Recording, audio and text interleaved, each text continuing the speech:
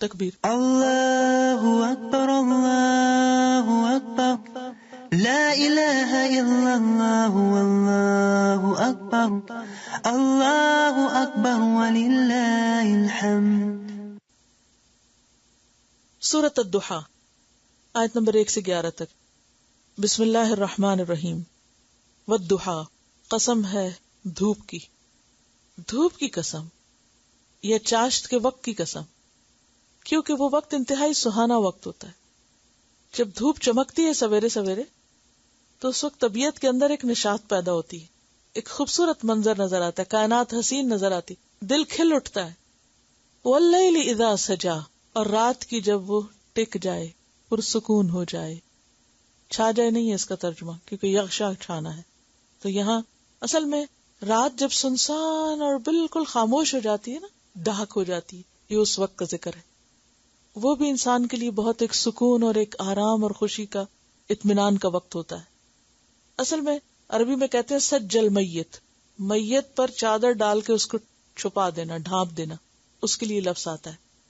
تو رات کا اتنا حصہ گزرنا کہ سب سو چکے اور تاریکی کی چادر چھائی ہوئی ہو، بالکل خاموشی ہو، جسے موت کی خاموشی جسے کہا جاتا ہے، تو اس کے لیے لفظ آیا ہے سجا، بالکل سنسان ہو گیا سب کچھ. ایک طرف دھوپ ہے، دن ہے، چہل پہل ہے، یہ بھی انسان کی ضرورت ہے، اور دوسری طرف رات کا اندھیرا بھی انسان کی ضرورت ہے. اصل میں اس صورت کے پس منظر میں یہ بات بتائی جاتی ہے کہ نبی صلی اللہ علیہ وسلم پر کچھ عرصے کے لیے وحی آنا بند ہو گئی تھی، اور اس کا نتیجہ کیا ہوا کہ آپ پریشان ہو گئے کہ شاید اللہ تعالیٰ مجھ سے ناراض ہو گیا ہے. اور اس پر احادیث بھی موجود ہیں، اور ایک روایت میں یہ بھی آتا ہے کہ آپ صلی اللہ علیہ وسلم کی کچھ طبیعت ناساز ہوئی تو 2-3 دن رات کے وقت نہیں اٹھے نماز کے لیے. تو ایک عورت آئی اور کہنے لگی کہ یوں لگتا ہے کہ تیرے شیطان نے تجھے چھوڑ دیا ہے. تو اس کی بات سے بھی آپ پریشان ہوئے، اور کچھ یہ تھا کہ وحی کا اخذ کرنا شروع میں آپ کے لیے مشکل تھا اور بہت پرمشقت کام تھا. آپ کو میں نے پہلے بھی حدیث بتائی تھی کہ جب وحی اترتی تھی تو پسینے کی لڑیاں بہنے لگتی تھی. تو وہ وحی کا نزول اور نبوت کا ملنا کیا تھا؟ ضحیٰ. اور وحی کا رکنا کیا تھا؟ سجا. تو جہاں انسان کو ضحیٰ کی ضرورت ہوتی ہے وہاں انسان کو سجا کی بھی ضرورت ہوتی ہے کہ رات کی خاموشی بھی ہو. کیوں؟ تاکہ انسان مزید کام کرنے کے لیے دوبارہ تیار ہو جائے. اگر انسان سو نہ سکے اور سوئے ہی نہ، یہ سوچ کے کہ میں زیادہ کام کر لوں گا، تو وہ کچھ بھی نہیں کر سکتا. سونا بھی کیوں ضروری ہے، بریک بھی کیوں ضروری ہے، ریسٹ بھی کیوں ضروری ہے؟ تاکہ انسان زیادہ فریش اپ ہو کے بہتر کام کر سکے. یعنی اللہ نے دنیا کا نظام ایسے بنایا کہ جس میں سختی گرمی ہوتی ہے، اور انسانی ترقی کے لیے نرمی گرمی ضروری ہے. کیوں؟ نرمی اس لیے ضروری ہے کہ انسان آرام کر سکے، اور گرمی اس لیے ضروری ہے کہ انسان کی چھپی ہوئی صلاحیتیں جو ہیں وہ باہر نکلیں. رکاوٹیں کیوں آتی ہیں؟ تاکہ انسان بہتر مستقبل کے لیے تیار ہو سکے، پکا ہو، میچور ہو. کیونکہ جو مشکلات برداشت کر کے آگے بڑھے گا نا، وہی جمے گا، اور جو مشکلات سے گھبرا کے بھاگ نکلے گا وہ پھر دین کے کام کا نہیں. تو چیلنجز انسان کو مضبوط کرتے ہیں. تو یہاں پر والضحیٰ اور واللیل اذا سجا میں یہی سبق دینا مقصود ہے. ما ودعک ربک، نہیں چھوڑا تجھ کو تیرے رب نے. وما قلا، اور نہ وہ ناراض ہوا ہے. قلا کا لفظی معنی ہوتا ہے سخت نفرت کرنا، انتہائی بغض رکھنا. اور بعض نے دشمنی یا ناراضگی سے معنی کیا تو ہوتا ہی ہے کہ جس چیز سے انسان کو نفرت ہوتی ہے انسان اس کو اپنے دل سے بھی نکال پھینکتا ہے. وما قلا، اور نہ وہ تجھ سے بیزار ہوا ہے، نہ وہ ناراض ہوا ہے. بیزاری کے معنوں میں حضرت لوط علیہ السلام نے کہا تھا نا اپنی قوم کو، وَإِنِّي لِعَمَلِكُم مِّنَ الْقَالِينَ، کہ میں تمہارے اس عمل سے بیزار ہونے والا ہوں. وَلَلْآخِرَةُ خَيْرٌ لَكَ مِنَ الْأُولَىٰ، اور البتہ آخرت بہتر ہے تمہارے لیے اولا سے.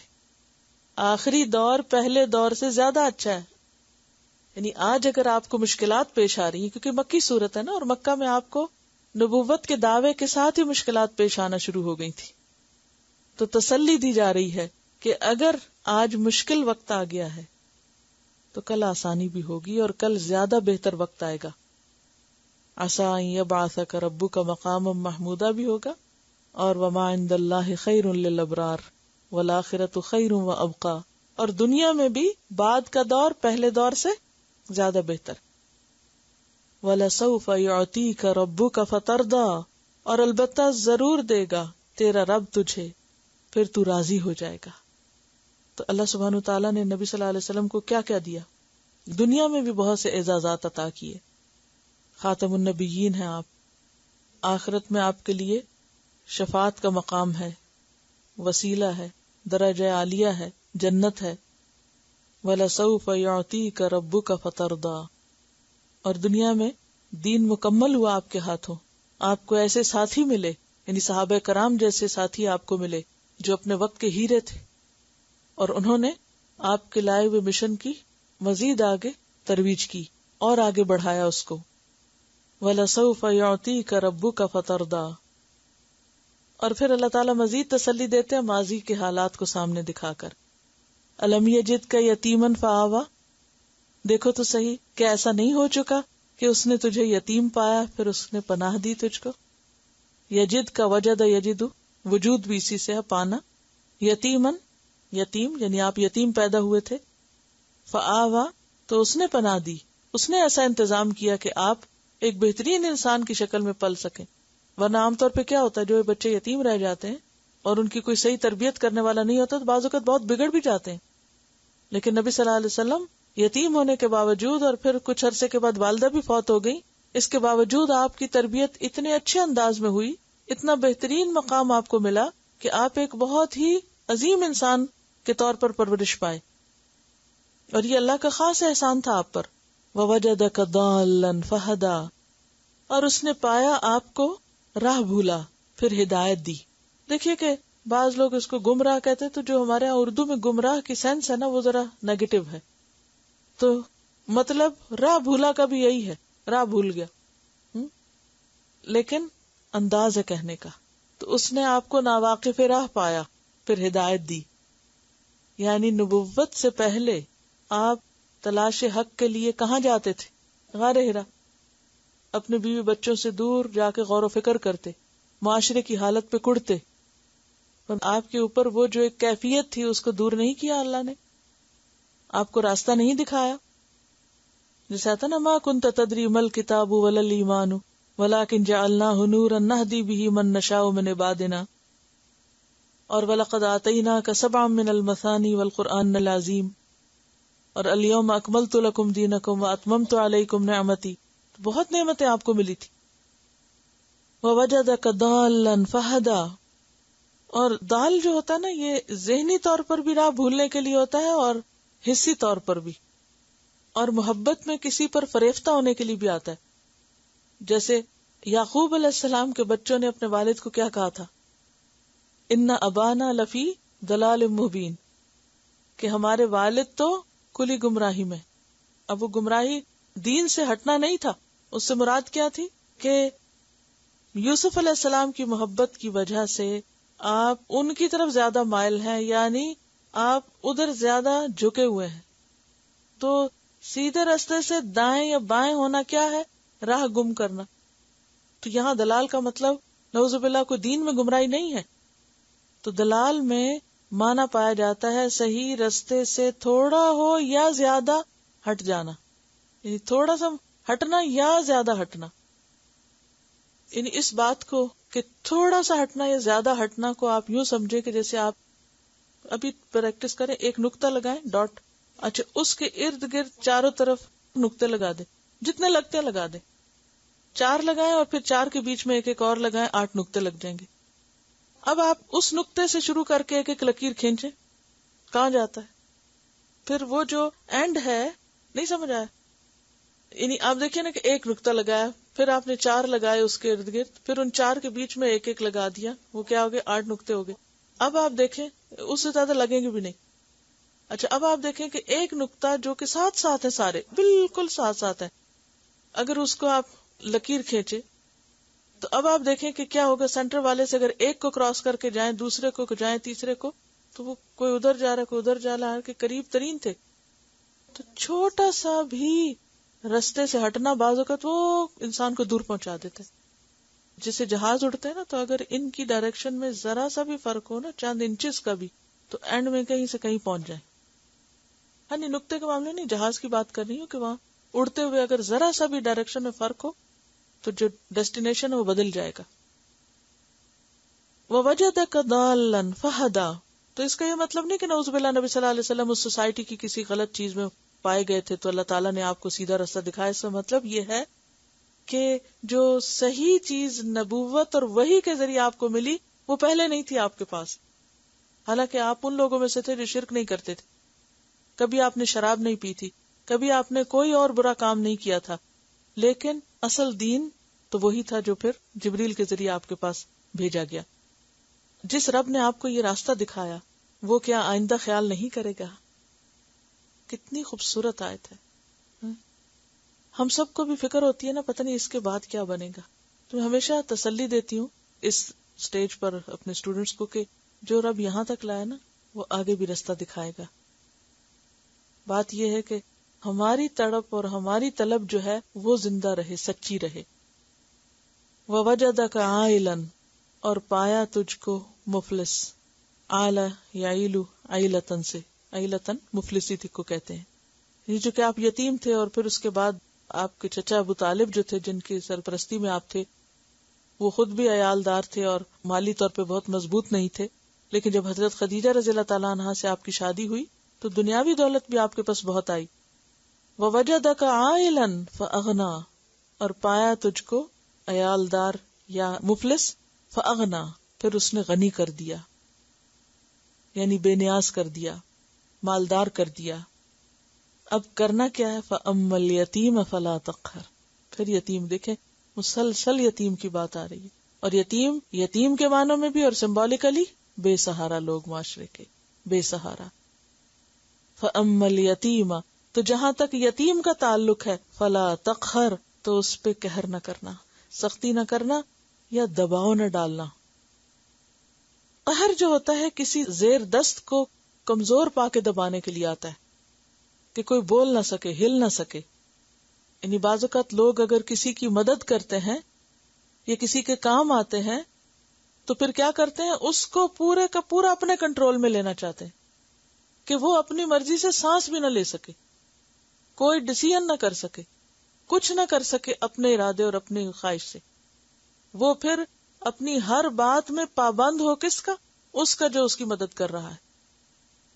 ابھی انہوں نے بات کی تھی کہ دباؤ ڈالنا، یعنی جب ہم کسی کو کچھ دے دیتے ہیں نا تو پھر ہم جیسے قریبی رشتے دار ہیں، اگر ان کو کچھ دے دیا تو پھر ہم کیا چاہتے ہیں، یہ ہمارے پنجے میں رہے، یہ ہمارے دباؤ میں رہے، اور یہ ہر وہ کام کرے جو ہم چاہتے ہیں اور وہ نہ کرے جو ہماری مرضی کے خلاف ہے یا ہمارے مفادات کے خلاف کام نہ کرے. تو ایسا کرنا جو ہے یہ درست نہیں. ہمارا فرض کیا ہے؟ ضرورت مند کو دے کے فارغ، اس کے بعد اسے غلام بنا لینا یا اس پہ اپنی مرضی جتانا یا اس کو اپنی مرضی سے اپنے مرضی کے مطابق موڑنے کی کوشش کرنا، یہ درست نہیں. فَأَمَّا الْيَتِيمَ فَلَا تَقْهَرْ، تقہر کا مطلب یہ نہیں ہے کہ تم اس کو مارو پیٹو نہیں، کیونکہ تربیت کرنے کے لیے یتیم کی بعض اوقات اس کو ڈانٹنا بھی پڑتا ہے. تقہر کا مطلب ہے اس کو دباؤ میں نہ رکھو، اس کو کنٹرول نہ کرو. وَأَمَّا السَّائِلَ فَلَا تَنْهَرْ، اور جہاں تک سوالی کا تعلق ہے تو اس کو جھڑکو مت. نہر ینہر کا کیا مطلب ہے؟ یہاں جھڑکنا. وَأَمَّا بِنِعْمَةِ رَبِّكَ، اور جہاں تک آپ کے رب کی نعمت کا تعلق ہے، فحدث، تو اس کو بیان کرو. نعمت سے مراد کیا ہے؟ نبوت، قرآن، ہدایت، اور خاص طور پر ان نعمتوں کا ذکر جو پیچھے گزری. کیا کیا؟ الم یجد کا یتیمن فآوا، یعنی یتیمی کی حالت میں پناہ دی، دلال کی حالت میں ہدایت دی، عیالداری کی حالت میں غنا دی. تو اب کیا کریں؟ آپ کو جو اللہ نے دیا ہے فحدث، آپ اس کو آگے بیان کریں، آپ اسے دوسروں سے شیئر کریں، اس کو بانٹیں، اس کو آگے تقسیم کریں. یعنی آپ کو اگر نبوت دی تو آپ نبوت کی ان ذمہ داریوں کو نبھا کے لوگوں کو ہدایت دینے کا کام کریں. اسی طرح قرآن دیا تو اس کی تعلیم آگے دیں. آپ کو یتیمی میں پناہ دی تو آپ بھی بے سہارا کی مدد کریں. اور اسی طرح جو مال و دولت اللہ نے آپ کو دیا اس میں دوسروں کو شریک کرے. وَأَمَّا بِنِعْمَةِ رَبِّكَ فَحَدِّثْ. اور حدث و حدیث و تحدیث کا ویسے معنی ہوتا ہے زبان سے بات کرنا. تو زبان سے بات کرنے میں کیا چیز آتی ہے کہ ان نعمتوں کا زبانی بھی شکریہ ادا کریں، یعنی ان نعمتوں کا ذکر بھی کریں. تحدیث نعمت کہ انسان کو جو ملا ہو اس کی قدر کرے اور اس کا ذکر بھی کرے، اور وہ نعمت ظاہر بھی ہو. کیا فرض بنتا ہے کہ انسان نعمت کو ظاہر کرے، آگے پہنچائے، اس کا ذکر کرے، اس پر شکر ادا کرے. جیسے آپ صلی اللہ علیہ وسلم کے پاس ایک شخص آیا اور اس کے جسم پر میلے کچیلے کپڑے تھے. آپ نے فرمایا تمہارے پاس کوئی مال نہیں ہے؟ اس نے کہا سب کچھ ہے، یہ بھی ہے، یہ بھی. تو آپ نے فرمایا کہ جس کو اللہ نے یہ سب کچھ دیا ہو اسے چاہیے کہ اس کا اثر اس کے جسم پر نظر آئے. تلاوت حدث. تو یہاں پر کون سی نعمت ہے جس کا ذکر کیا جا رہا ہے؟ نعمت قرآن، نعمت نبوت، اور اس کے علاوہ وہ تمام نعمتیں جو نبی صلی اللہ علیہ وسلم پر کی گئی تھی جن کا اس صورت میں ذکر ہے. الم یجدک یتیما فآوی ووجدک ضالا فہدی ووجدک عائلا فاغنی. یعنی نمبر 1 پروٹیکشن ہے، یتیما فآوی، نمبر 2 ہدایت ہے، اور نمبر 3 غنا ہے. تو تینوں طرح کی نعمتیں جو ہیں ان کا، اور خاص طور پر ان سب نعمتوں میں بڑی نعمت جس کو اللہ سبحانہ وتعالی خود بھی نعمت کہتے ہیں، الیوم اکملت لکم دینکم واتممت علیکم نعمتی. تو یہ جو دین اسلام کی نعمت آپ کو ملی ہے اور قرآن کی نعمت آپ کو ملی ہے، اس کو کیا کرو؟ آگے بیان کرو. جہاں تک دنیاوی نعمتوں کا تعلق ہے تو انسان کو جو بھی نعمتیں ملی ہیں ہر انسان کو مختلف طرح ملی. جیسے نبی صلی اللہ علیہ وسلم کو طرح طرح کی نعمتیں ملی، اسی طرح ہر انسان پر اللہ سبحانہ وتعالی نے بہت سے احسانات کیے ہیں. تو انسان کا کام کیا ہے کہ وہ کیا کرے؟ ان نعمتوں کا ذکر کیا کرے، نعمتوں کی بات کیا کرے. عام طور پر ہم کس چیز کا ذکر کرتے ہیں؟ جو نعمت نہیں ملی وہ ہمارے ذہن پہ زیادہ چھائی رہتی ہے اور اس کا ہم گلہ شکوہ زیادہ کرتے ہیں. تو یہاں پر ایک پازیٹیو ایٹیٹیوڈ بتایا گیا کہ کیا ہوتا ہے، اور وہ یہ کہ انسان کو جو ملے اس کا ذکر کرے بنسبت اس کے کہ جو نہیں ملا. اسی طرح اگر کسی انسان کی طرف سے ہمیں کوئی خیر اور بھلائی ملی ہے تو اس کا ذکر کرنا چاہیے بنسبت اس کے اگر اس انسان کی طرف سے کوئی تکلیف پہنچی ہو. لیکن ہمارا رویہ کیا ہوتا ہے کہ کسی کی طرف سے جو بھی کوئی خیر ہمیں پہنچ جائے اس کا ذکر ہم نہیں کرتے، بہت کم کرتے ہیں. لیکن اگر کسی کی طرف سے کوئی تکلیف پہنچے تو اس کا چرچا خوب کرتے ہیں. تو کرنا کیا چاہیے کہ اللہ کی طرف سے یا بندوں کی طرف سے ہمیں جو بھلائی نصیب ہو اس کا ذکر زیادہ کیا کریں. نعمتوں کا ذکر کیا فائدہ دیتا ہے؟ اس سے کیا ملتا ہے انسان کو؟ یہ شکر گزاری کا ایک ذریعہ ہوتا ہے، اور شکر گزاری سے انسان کی نعمتوں میں اور اضافہ ہوتا ہے. لئن شکرتم لأزیدنکم. جہاں تک بندوں کے احسانات کا تعلق ہے تو حدیث میں آتا ہے کہ جو شخص لوگوں کے احسان پر ان کا شکر نہیں کرتا، جیسے شوہر کا احسان ہے، ماں باپ کا احسان ہے، بہن بھائیوں میں سے کوئی ہم پر احسان کرتا ہے، یا عام انسانوں میں سے کوئی اور ہم پر احسان کرتا ہے، تو جو لوگوں کا شکر ادا نہیں کرتا، من لم یشکر الناس لم یشکر اللہ، تو وہ اللہ کا بھی شکر گزار نہیں ہوتا. کوئی بڑا ہو یا چھوٹا ہو. جب بعض اوقات بچے ہماری کوئی خدمت کر دیتے ہیں، کوئی کام کر دیتے ہیں، تو ہمیں ان کے ساتھ بھی کیا رویہ کرنا چاہیے؟ ان کا بھی شکر گزار ہونا چاہیے. یعنی شکر گزاری یہ نہیں کہ ہم سے کوئی بڑا ہمارے ساتھ کوئی احسان کرے تو ہم اس کے شکر گزار ہوں، اور اگر ہم سے چھوٹا کوئی احسان ہم پر کرے تو ہم کہیں کہ اس نے کیا کیا، یا اس کا تو شکریہ نہ بھی کیا تو کیا کرے گا ہمارا، ہم اس کو فار گرانٹیڈ لے لیتے ہیں. تو کوئی بھی ہو، بڑا ہو چھوٹا ہو برابر کا ہو، تو اس پر شکر ادا کرنا لازم ہے، کیونکہ شکر انسان کے لیے مزید نعمتوں کا دروازہ کھولتا ہے. ایک اور روایت میں آتا ہے کہ جو شخص تم پر کوئی احسان کرے تو چاہیے کہ تم بھی اس کے احسان کا بدلہ دو. اگر مالی بدلہ دینے کی استطاعت نہیں تو یہی کرو کہ لوگوں کے سامنے اس کی تعریف کرو. یہ تحدیث ہے. تحدیث کا کیا مطلب ہوتا ہے؟ بات کرنا. یعنی مثلاً آپ کی کسی بہن بھائی نے یا کسی نے بھی کوئی، تو ہوتا کیا ہے جب خاندان کے لوگ اکٹھے بیٹھتے ہیں تو عموماً ہم گلے شکوے زیادہ کرنے لگتے ہیں نا. یعنی فلاں نے میرا حال نہیں پوچھا، فلاں نے یہ کر دیا میرے ساتھ، فلاں نے وہ کر دیا. تو اس سے کیا ہوتا ہے؟ خود بھی دکھی ہوتے ہیں اور دوسروں کو بھی کرتے ہیں سنا سنا کے. تو اس کے برعکس ہونا کیا چاہیے کہ اب خاص طور پہ قرآن پڑھ کر، اور اما بنعمت ربک فحدث، تو رب نے ہی ساری نعمتیں کی ہیں نا. کسی بندے کے ذریعے بھی جو ہم پر نعمت آتی یہ بھی دراصل رب ہی کا احسان ہوتا ہے. تو اس کا چرچا کرنا چاہیے.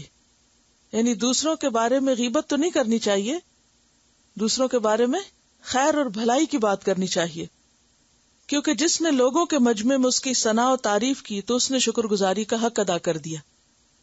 یعنی اگر آپ کے ساتھ کسی نے بھلائی کی ہے اور آپ اس بھلائی کا ذکر دوسرے کے ساتھ کرتے ہیں کہ فلاں شخص نے میرے ساتھ احسان کیا ہے, تو یہ بھی دراصل ایک کیا ہے, شکر گزاری کا ایک طریقہ ہے. تو ہر نعمت کے شکریہ کے مختلف طریقے ہوتے ہیں. مالی نعمت کا شکر کیسے ادا ہوتا ہے؟ زکوٰۃ دے کر اور خود اپنے اوپر بھی خرچ کر کے. یعنی اما بنعمت ربک فحدث میں یہ بھی آتا ہے کہ حدیث میں نے آپ کو سنائی تھی, نبی صلی اللہ علیہ وسلم کے پاس ایک شخص آیا کہ جس کا حال بہت خراب تھا, تو آپ نے پوچھا کیا تمہارے پاس کچھ مال ہے؟ اس نے کس میں گنوائی, یہ بھی ہے, یہ بھی, یہ بھی. تو آپ نے فرمایا کہ اگر اتنا کچھ ہے تو تمہارے جسم پر اس کے آثار نظر آنے چاہیے. تو تحدیث نعمت میں صرف دوسروں پر خرچ کرنا نہیں, شکر گزاری صرف یہ نہیں کہ آپ صدقہ خیرات کریں, شکر گزاری یہ ہے کہ اپنی ذات پر بھی صدقہ کریں. اور ایک اور بات یہ ہے کہ سورت الضحیٰ سے آخر تک ہر سورت کے ساتھ تکبیر پڑھنا جو ہے وہ اس کے بارے میں آتا ہے کہ یہ مسنون ہے. ابن کثیر نے ہر سورت کے اختتام پر ایک مرتبہ تکبیر کہنے کو سنت کہا ہے. فَأَمَّا بِنِعْمَةِ رَبِّكَ فَحَدِّثْ. تو رب کی نعمت کا ذکر آپ کیسے بیان کریں گے کہ اس کے بعد جتنی بھی صورتیں پوری ہوں اس میں ہر صورت کے اختتام پر یعنی تکبیر کہیں. اور امام بغوی نے ہر صورت کے شروع میں تکبیر کہی ہے. تو بہرحال شروع ہو یا آخر بیچ میں ہی بنتی ہے, ایک ختم ہوتی ہے اور ایک شروع ہوتی ہے. چلیے دوبارہ ان آیات کی تلاوت سنیے. اگرچہ اس صورت میں خطاب نبی صلی اللہ علیہ وسلم سے ہے, لیکن ظاہر ہے کہ آپ ہمارے لیے ایک نمونہ ہیں, اور پھر آپ کے توسط سے باقی سب کے لیے بھی اس میں سبق ہے. آپ دیکھیے کہ جب ہم دین کے رستے پر آتے ہیں تو مشکلات آتی ہیں. بعض اوقات بہت ہوپ فل ہوتا ہے انسان, والضحیٰ, اور بعض اوقات ایسے لگتا ہے جیسے ہر چیز رک گئی ہو, کچھ ہو نہیں رہا, ہر چیز ٹھہر گئی ہے, سٹک ہو گئی ہے. پھر اس وقت انسان کو شیطان وسوسے ڈالنے لگتا ہے کہ اللہ تعالیٰ ناراض ہو گیا تم سے. اگر وہ تمہارے ساتھ ہوتا تو تمہارا یہ کام نہ رکتا, یہ مشکل نہ پیش آتی. تو اس پر کیا تسلی ہے؟ ما ودعک ربک وما قلی. کسی بھی ایسی چیز کا رک جانا جس کا تمہیں انتظار ہو, اس میں بھی اللہ کی حکمت ہے. اور پھر کتنی امید دلائے گی, وَلَلْآخِرَةُ خَيْرٌ لَكَ مِنَ الْأُولَىٰ. پہلے دور سے پچھلا دور زیادہ اچھا آئے گا. اور پھر وَلَسَوْفَ يُعْطِيكَ رَبُّكَ فَتَرْضَىٰ, کہ انسان دین کی نعمت اور دین کی ترقی اور دین کا جو انعام ہے دنیا اور آخرت میں, کہ دین کے جو فائدے ہیں وہ جب وقتی طور پر انسان کو نظر نہیں آتے کہ ہے اتنا کام کیا, اتنی محنت کی, کوئی اثر نظر نہیں آتا, کوئی نتیجہ نظر نہیں آتا, یوں لگتا ہے جیسے کچھ بھی نہ کیا ہو, تو اس کی تسلی دی جا رہی کہ نہیں, بعد میں اس کے پھل دیکھتے رہو گے. اور ہم دیکھتے ہیں کہ نبی صلی اللہ علیہ وسلم کے بعد صحابہ کرام نے کہاں کہاں تک دین کو پہنچایا, حضرت ابوبکر کے دور سے لے کے آخر تک. اور پھر وہ سارا کچھ آپ کے حق میں صدقہ جاریہ ہے.